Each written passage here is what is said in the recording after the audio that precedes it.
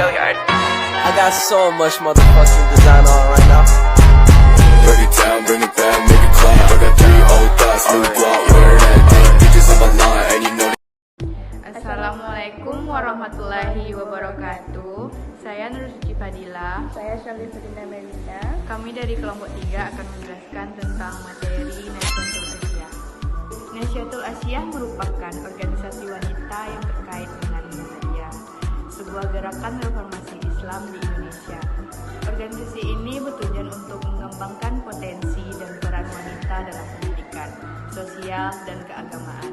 Nasyatul Asiyah telah berkontribusi dalam berbagai bidang untuk meningkatkan kesejahteraan perempuan dan masyarakat secara umum. Nasyatul Asiyah didirikan oleh Kiai Haji Ahmad Dahlan, ibu dari Kiai Haji Ahmad Dahlan, pendiri Muhammadiyah pada tanggal 15 Agustus 1917. Berdirinya Nasyatul Asiyah dapat dijelaskan dengan beberapa alasan atau sebab antara lain. 1.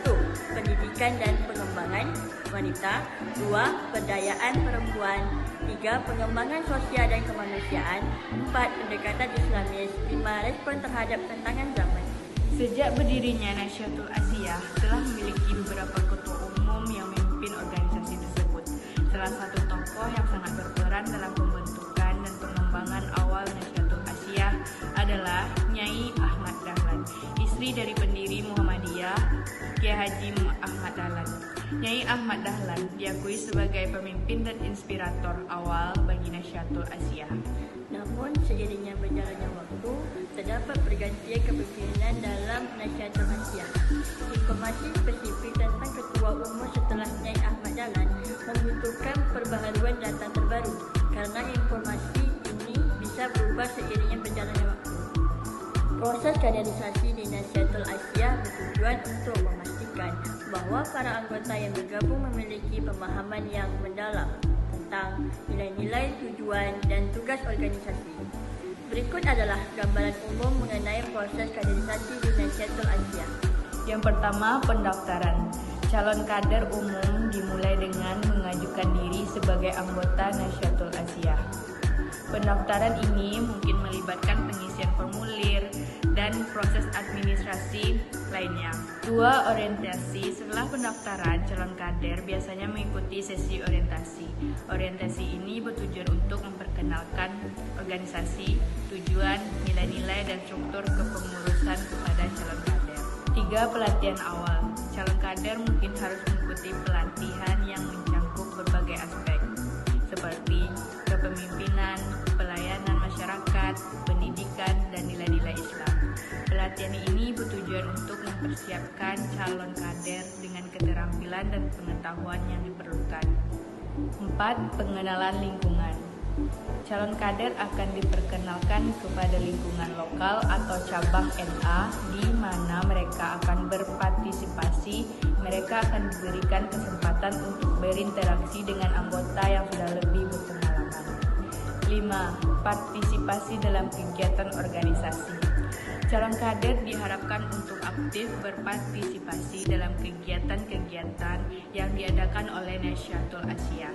Hal ini mencakup kegiatan sosial, pendidikan, keagamaan, dan pemberdayaan masyarakat. 6. Evaluasi dan penilaian. Selama periode kaderisasi, calon kader akan dievaluasi oleh anggota senior dan pengurus NA. Penilaian dapat melibatkan aspek kepemimpinan, komitmen, kolaborasi, dan kontribusi mereka dalam kegiatan organisasi. Pelantikan yang terakhir. Jika calon kader berhasil melewati semua tahapan dan memenuhi kriteria yang ditetapkan, mereka dapat diangkat menjadi anggota penuh atau kader NA. Proses pelantikan biasanya melibatkan upacara khusus di mana calon kader diberikan tanggung jawab resmi oleh organisasi. Nasyatul Asiyah memiliki struktur organisasi yang mencakup berbagai tingkat jabatan atau posisi. Struktur ini dirancang untuk memfasilitas kepemimpinan, koordinasi, dan pelaksanaan kegiatan organisasi secara efektif. Beberapa tingkat jabatan yang umumnya ditemui dalam struktur organisasi Nasyatul Asiyah, yaitu ada Ketua Umum, Wakil Ketua Umum, Sekretaris Umum, Bendahara Umum, Ketua Bidang, Sekretaris Bidang, Bendahara Bidang, ketua cabang, sekretaris cabang, bendahara cabang, atau anggota aktif. Mereka mempunyai tugas dan tanggung jawab agar organisasi dapat beroperasi secara efisien. Struktur organisasi Nahdlatul Asiyah dapat mencakup beberapa tingkat, mulai dari pimpinan pusat hingga tingkat cabang dan tingkat lokal. Namun perlu dicatat bahwa struktur organisasi dapat bervariasi di setiap tempat dan perubahan struktur bisa terjadi seiring waktu. Yang pertama, Pusat Nahdlatul Asiyah. Ada Ketua Umum Nahdlatul Asiyah, Wakil Ketua Umum, Sekretaris Umum, Bendahara Umum, Ketua Bidang Strategis, Sekretaris Bidang Strategis, Bendahara Bidang Strategis. Yang kedua yaitu ada cabang NA. Ada Ketua Cabang, Sekretaris Cabang, Bendahara Cabang, Ketua Bidang di tingkat cabang, Sekretaris Bidang di tingkat cabang, Bendahara Bidang di tingkat cabang. Yang ketiga ada tingkat lokal atau kelompok atau desa. Ada pimpinan tingkat lokal dan anggota aktif. Cabang istimewa hingga pimpinan ranting, jenis atau tingkatan organisasi Nahdlatul Asiyah memiliki struktur organisasi yang terorganisir dengan baik, mencakup berbagai tingkatan dari tingkatan pusat hingga tingkatan ranting atau kelompok. Berikut adalah jenis dan tingkatan organisasi dalam Nahdlatul Asiyah, yaitu pimpinan pusat, cabang Nahdlatul Asiyah, ranting atau kelompok, cabang istimewa.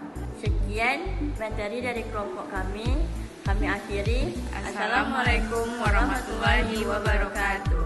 Bring it down, make it clap. I got 3 old thoughts, new block, wearing that thing. Bitches on my line, and you know